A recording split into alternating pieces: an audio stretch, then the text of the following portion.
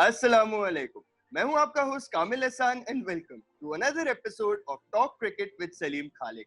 First test जो England और पाकिस्तान के दरमियान हुआ मैनचेस्टर के अंदर, उसके अंदर एक बड़ा शॉकिंग लॉस का सामना करना पड़ा पाकिस्तान की टीम को। पूरे मैच के अंदर पाकिस्तान का पलड़ा भारी था, लेकिन आखिरी वक्त पे क्रिस वोक्स और बटलर की एक आउटस्टैंडिंग पार्टनरशिप पाकिस्तान के हाथों से मैच को कम्प्लीटली छीनती हुई चली गई।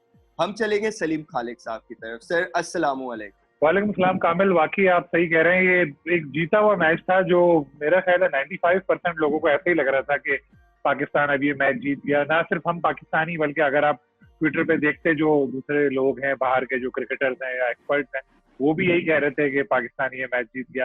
गालिबन पीसीबी ने तो ये तैयारियां भी शुरू कर दी होंगी कि विक्ट्री की क्या सेलिब्रेशन करनी है और क्या क्या मैसेज किस तरह चलाने हैं। लेकिन एकदम से ऐसा हालात ने पलटा खाया और पाकिस्तान मैच हार गया, जो नाकाबिल यकीन आप इसको कह सकते हैं, जिसमें बहुत सारी वजूहात थी। बैट कैप्टनसी पे बहुत ज्यादा बात हो रही है कि अटैक नहीं किया अजहर ने।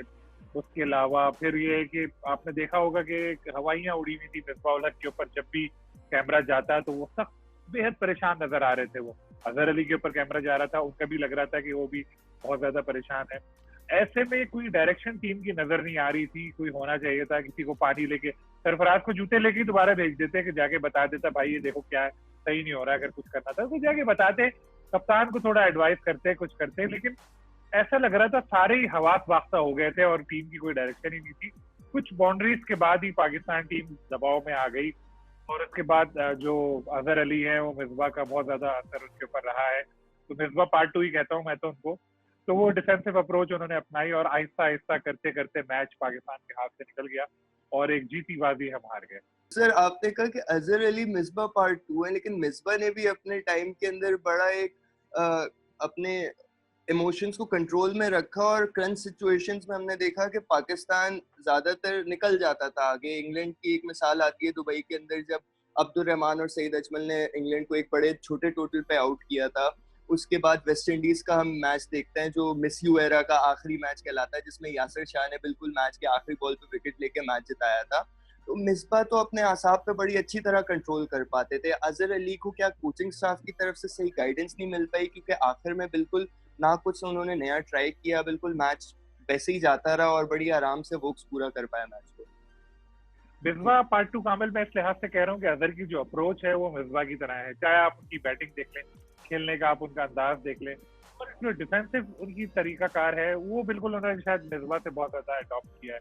और यही चीज हमें उधर नजर आई, जहां जरूरत थी कि आप अटैक करते, उन्होंने नहीं किया। ठीक है, मिसबाह ने यूएई में वाकई किया होगा, लेकिन जो फॉरेन कंट्रीज में जाके हम बाहर जाके खेल रहे थे, वहाँ ओवरऑल पाकिस्तान की परफॉर्मेंस इतनी कोई एक्स्ट्रा ऑर्डिनरी नहीं रही। वो के मैच जीते, हमने इंग्लैंड वगैरह में मैच जीते, लेकिन अगर आप ओवरऑल देखें तो इतनी हम ये नहीं कह सकते कि बहुत ही ज्यादा एक्स्ट्रा ऑर्डिनरी परफॉर्मेंस थी। तो यहाँ पर अजहर को चाहिए था कि थोड़ा सा अटैक करते, फास्ट बॉलर्स को लेकर आते, शॉर्ट पिच बॉल्स करवाते, कुछ ऐसा नजर आता कोई गेम प्लान, जो हमें उस वक्त नजर नहीं आया। और मिसबाह भी जाहिर है एज के साथ साथ उनकी भी अब पहले जैसे बात नहीं रही। तो आपने देखा होगा वो खुद इतने परेशान थे कि वो अजहर अली को क्या समझा पाते। तो इसीलिए जो है टीम के हाथ से मैच आहिस्ता आहिस्ता निकलता रहा। और जैसे आपने देखा होगा वो के बारे में, इनको पता नहीं होगा कि यार ये बंदा भी मैच ले जा सकता है। आधी टीम आपने आउट कर दी थी और इतने ज्यादा स्कोर चाहिए था, उसके बाद तो आसानी से मैच जीतना चाहिए था। और जो लग रहा था कि बाउंड्रीज जो लगी एकदम से, उससे पाकिस्तानी टीम जो है वो दबाव का शिकार हो गई।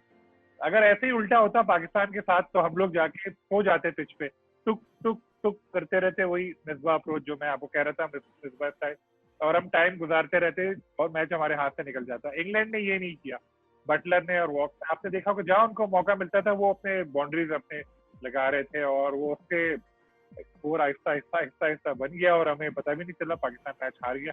एक ही दिन में आपने पूरा स्कोर करवा दिया। सर मैं मैच पे तो वापस आऊंगा, मैं थोड़ी सी आगे की बात करना चाहूंगा। साउथहैम्पटन पाकिस्तान की टीम आज पहुंचने वाली है। उसके साथ साथ मैचेस जो साउथहैम्पटन में होने हैं उन वहां पे सीम मूवमेंट अच्छी खासी होगी बनिस्बत मैनचेस्टर के, जहां पे स्पिन की बड़ी कंड्यूसिव कंडीशंस थी।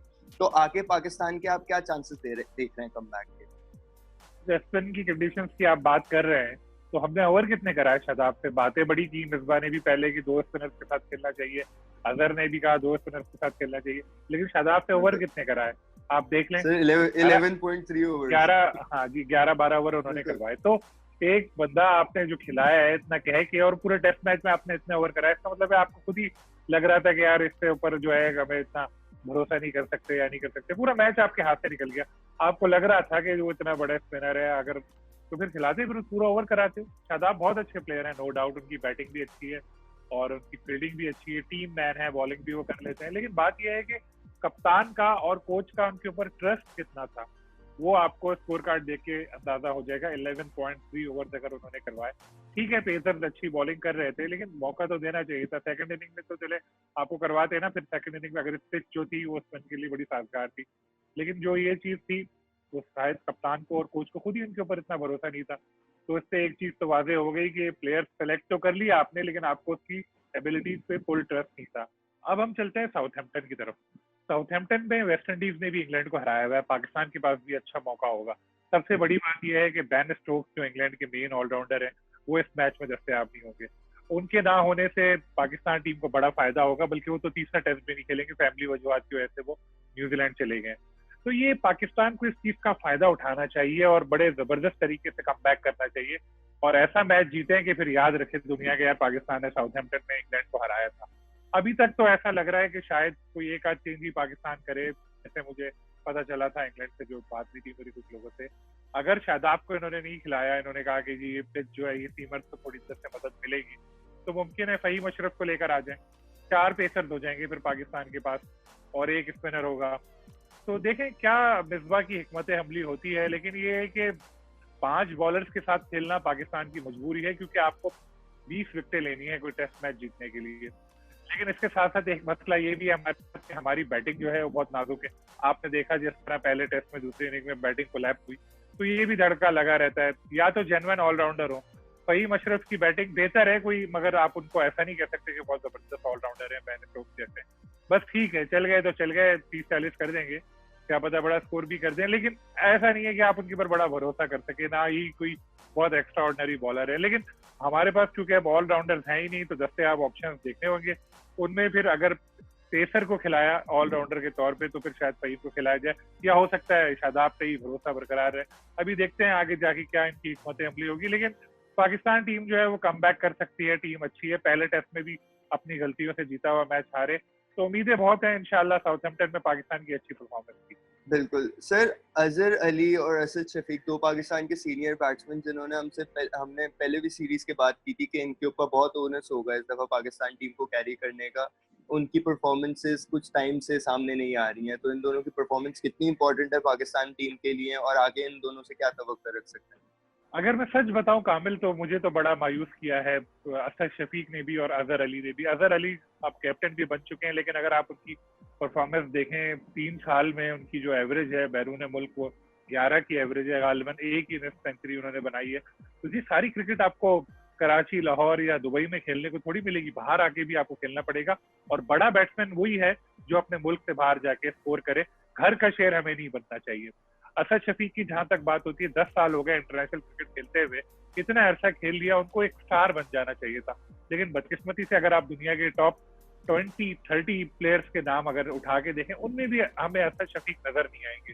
तो ये उनके लिए भी गलत है, दूसरे लोगों के लिए भी गलत है। दूसरे लोगों के लिए ये गलत है कि वही नाम पे हम गए कि जी असद शफीक अजहर अली, असद शफीक अजहर अली, लेकिन उनकी परफॉर्मेंस भी आप देखें। इस वक्त मिसबा और यूनुस खेल रहे थे, सब लोग ये कह रहे थे कि ये 2 यंगस्टर हैं, असद और अजहर, ये उनकी जगह संभालेंगे, लेकिन बदकिस्मती से ऐसा हुआ नहीं। बल्कि अगर आप स्टैट्स निकाल के देखें तो उन दोनों की रिटायरमेंट के बाद तो इन दोनों की परफॉर्मेंस बहुत ज्यादा खराब हो गई है। आप बाबर आजम को देखें, एक यंग लड़का आया, आते के साथ ही खेला और साबित कर दी अपनी परफॉर्मेंस को। आज वो टॉप दुनिया के 3 बैट्समैनों में उसका शुमार होता है, कोहली के साथ उसका मवाजना किया जाता है। ये प्लेयर होता है। चलो ठीक है, आप में बाबर के हिसाब का टैलेंट नहीं है, लेकिन इतने अरसे से आप लोग खेल रहे हैं, इतने साल हो गए, अभी भी अगर कारकर्दगी में तसलसल नहीं ला सके तो अफसोस। फिर इसकी जगह फिर हमें चाहिए कि हमें बाबर जैसे और प्लेयर्स तलाश करें, यकीनन होंगे, जैसे बाबर है और भी प्लेयर्स आएंगे। बजाय नामों पे हमें परफॉर्मेंस पे जाना चाहिए। क्योंकि देखें आप, जो मैच हुआ अभी जो हम हारे मैनचेस्टर में, उसकी दूसरी इनिंग में क्या था, किस बात की जल्दी थी? आपके पास 2 दिन पूरे बाकी थे और तीसरे दिन आप खेल रहे थे। इतना टाइम आपके पास बाकी था, सुकून से खेलते हैं आप, और एक ऐसा टारगेट देते हैं जो सवाल ही नहीं पैदा होता, इंग्लैंड बना लेता, कोई 350 तक का दे देता। मगर किस बात की जल्दी थी कि सीनियर्स जो है सो कॉल्ड क्या कर रहे थे, वो समझ से बाहर है ये चीज। तो जिम्मेदारी लेनी पड़ेगी। इस वक्त मुझे लगता है असद और अजहर जो है फॉर ग्रांटेड लेने लगे चीजों को। वो कहते हैं यार हमें कौन निकालेगा, हम बड़ा नाम है। ये चीज जो है ये गलत है। तो ये सेलेक्टर्स को भी देखना पड़ेगा और इन दोनों को भी देखना पड़ेगा, इनको अपने फ्यूचर के बारे में सोचना पड़ेगा। शान मसूद की भी सर मैं बात करना चाहूंगा यहाँ पे। वो भी टीम में आए, परफॉर्म नहीं कर सके, उनको बाहर किया गया, समी असलम को लाया गया और ओपनर्स ट्राई किए गए। उन्होंने भी जाके डोमेस्टिक में बड़ी अपनी फॉर्म दिखाई, उसके बाद बड़ा इम्प्रूव किया है अपने आप को। एक बड़े अलग बैट्समैन नजर आ रहे हैं। सेकंड इनिंग्स में भी बड़ी बदकिस्मत साबित हुए जब उनका लेग साइड पे एक स्टुअर्ट ब्रॉड कैच लगा। लेकिन उसके अलावा शान मसूद के बारे में आप क्या सोचते हैं? सेकंड इनिंग में बदकिस्मत साबित हुए, लेकिन फर्स्ट इनिंग में खुशकिस्मत में भी तो साबित हुए। वो 50 से पहले ही उनको 3 चांसेस मिल चुके थे, 2 आसान कैच, 1 आसान उनके स्टेपिंग छोड़ी, उसके बाद उनको 1 चांस और मिला, यानी 4 चांसेस उनको मिले थे। नो डाउट उन्होंने बहुत इम्प्रूव किया है और उसमें यूनुस खान का भी बड़ा किरदार है, क्योंकि ये दोनों एक ही डिपार्टमेंट में रहते थे पहले। ये यूबीएल को बिलोंग करते थे, साथ थे, तो वहां पर यूनुस के साथ बहुत वक्त गुजारा शान मसूद ने और इम्प्रूव किया। देखिए शान मसूद एक ऐसे खिलाड़ी हैं जो बहुत गैर मामूली टैलेंट के हामिल नहीं है, लेकिन उन्होंने मेहनत करके, एक्स्ट्रा ऑर्डिनरी मेहनत करके अपने आप को इम्प्रूव किया है। वो जल्दी आ गए थे टीम में, अब उन बातों में कैसे आए जाने का कोई फायदा नहीं है। लेकिन तो शान ने जिस तरह है कि काफी इम्प्रूव किया है, तो बाकी लोगों को भी देखना चाहिए। शान की मिसाल सामने रखिए कि कितनी एक्स्ट्रा ऑर्डिनरी वो एफर्ट करते थे। मैंने पता है मुझे कि सुबह सुबह जाके वो ट्रेनिंग करना शुरू कर देते थे, नेट सेशन करते थे, उसकी फिटनेस देखें आप। तो शान को देखकर बाकी प्लेयर्स भी सीखें, तो अच्छा उनको अपना खेल में इम्प्रूवमेंट लाने का मौका मिलेगा। सर टीम के मोराल की मैं आपसे बात करना चाहूंगा। इतनी एक डेविस्टेटिंग हार के बाद जहां लड़कों ने अच्छी खासी मेहनत की, यासिर शाह ने भी अपनी पूरी जान मार दी थी आखिर में, जिस तरह वो ओवर्स थ्रो कर रहे थे। शान मसूद ने बड़ी एक अच्छी इनिंग्स खेली, बाबर आजम की परफॉर्मेंस अच्छी थी, मोहम्मद रिजवान की विकेट कीपिंग बहुत ही पायदार सामने आई उस पिच के ऊपर जिसका बहुत अप एंड डाउन बाउंस हो रहा था। इतनी मेहनत के बाद जब फाइनली पाकिस्तान मैच इतने शॉकिंग मैनर में हारा, उसके बाद टीम का मोराल किस तरह का होगा? जी नो डाउट रिजवान ने बहुत अच्छी विकेट कीपिंग की और जाहिर है सभी उनकी तारीफ कर रहे थे। बाबर को और ज्यादा अपनी कारकर्दगी में जो है वो इम्प्रूवमेंट लानी होगी, क्योंकि हम लोग बहुत ज्यादा चढ़ा रहे हैं उसको ना, बाबर कोहली है, बाबर ये है, बाबर वो है। उससे उल्टा वो दबाव का शिकार हो जाएंगे। उनको उनके हाल पे छोड़ दें, खेलने दें। देखिए कितना अच्छा खेल रहे थे, वो 50 कर चुके थे। उसके बाद से बातें शुरू हुई। इंग्लिश क्रिकेटर ने कहा कि यार क्या प्लेयर मिल गया पाकिस्तान को, ये तो ऐसा है, ये तो वैसा है। सबने कहा, अगले दिन वो फौरन आउट हो गए, सेकंड इनिंग में भी वो स्कोर नहीं करते। तो डेफिनेटली जो ये चीजें होती हैं उनका प्रेशर तो पड़ता है, तो बाबर पे भी पड़ रहा होगा इसका। और बाकी देखिए टीम हमारी अच्छी है, आपको नजर आ गया पहले टेस्ट में, ओल्ड ट्रैफर्ड टेस्ट में, कि जीत सकते थे हम लोग, हम अपनी गलतियों से हारे। मोराल टीम का जो है मैंने पता किया था जो शिकस्त के बाद, तो आपको याद होगा मिकी आर्थर जब कोच थे उन्होंने तो बड़ा डांटा था प्लेयर्स को, जो काफी मसला हो गया। तो मैं एक्सपेक्ट कर रहा था कि शायद मिसबा भी थोड़ा बहुत गुस्सा तो दिखाएंगे, लेकिन पता चला मिसबा ने कुछ ऐसा नहीं किया, बल्कि उल्टा उन्होंने हौसला बढ़ाया प्लेयर्स का, अजहर अली का। और अब करना भी यही चाहिए, क्योंकि देखें अभी एक मैच हम हारे हैं, सीरीज हमारे हाथ से नहीं निकली, 2 मैच हैं। फिर मैं वही बात दोहराऊंगा, साउथहैम्पटन में जो है वेस्ट इंडीज में भी इंग्लैंड को हराया हुआ है, हम भी हरा सकते हैं। बस अपनी गलतियां जो है उनके ऊपर जो है वो काबू पाना पड़ेगा। बैटिंग में जरा ज्यादा ख्याल रखना पड़ेगा, एहतियात करनी पड़ेगी। आबिद अली ने जो एशियन कंडीशंस में जो स्कोर किया, पाकिस्तान में उन्होंने स्कोर किया, लेकिन अब बाहर जाके भी उनको अपने आप को साबित करना पड़ेगा, वरना फिर लोग यही बोलेंगे कि वो घर के शेर हैं। बाकी प्लेयर्स को भी ये देखना पड़ेगा, जिम्मेदारी लेनी पड़ेगी। देखिए आप हारे जा रहे हैं मुसलसल, अगर आप देखें ये कितने मैच हार चुके हैं, 10-11 मैच हारे हैं हम लोग, 11 matches sir, away matches. Away तो ये बहुत बड़ी तादाद है भाई। हम ये थोड़ी कर सकते हैं कि सारे मैच आपको फैसलाबाद या कराची में बना के खिला देंगे, जहाँ 4 प्लेयर सेंचुरी बनाएंगे, बैट उठाएंगे कि देखो भाई हम तो ग्रेट प्लेयर है। ग्रेट प्लेयर आप तब बनोगे जब आप इंग्लैंड में, ऑस्ट्रेलिया में, साउथ अफ्रीका में जाके परफॉर्म करोगे। पाकिस्तानी प्लेयर्स को ये चीज समझनी चाहिए। और आई होप कि अभी 2 मैच बाकी हैं, हमारी टीम इंशाल्लाह कम बैक करेगी और सीरीज जीतने की भी वो अहल है। ऐसा नहीं है कि सीरीज गंवा चुके हैं। यासिर शाह नो डाउट बहुत अच्छी बॉलिंग उन्होंने की, लेकिन यासिर शाह के साथ दूसरे बॉलर्स को भी साथ देना पड़ेगा।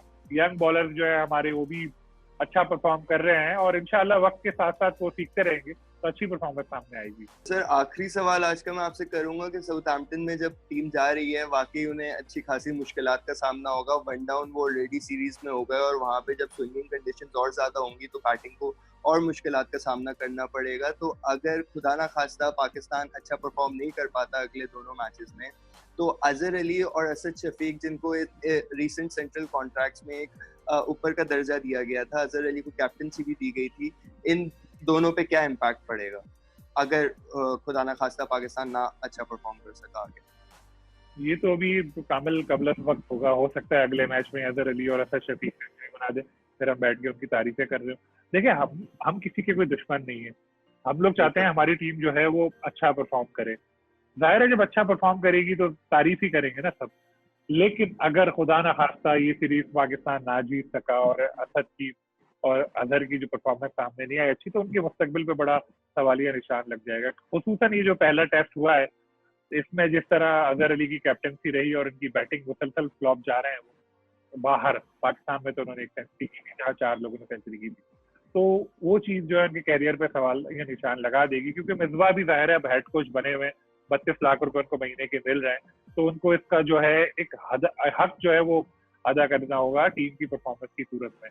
अगर टीम की परफॉर्मेंस अच्छी नहीं होगी तो जाहिर है फिर उनको भी दोस्तियां भूल के मैरिज पे फैसले करने पड़ेंगे। बिल्कुल। Thank you Saleem Khaliq sahab so much for joining us. तो ये था हमारा show talk cricket with Saleem Khaliq. Hope you enjoyed it. Till next time, Allah Hafiz.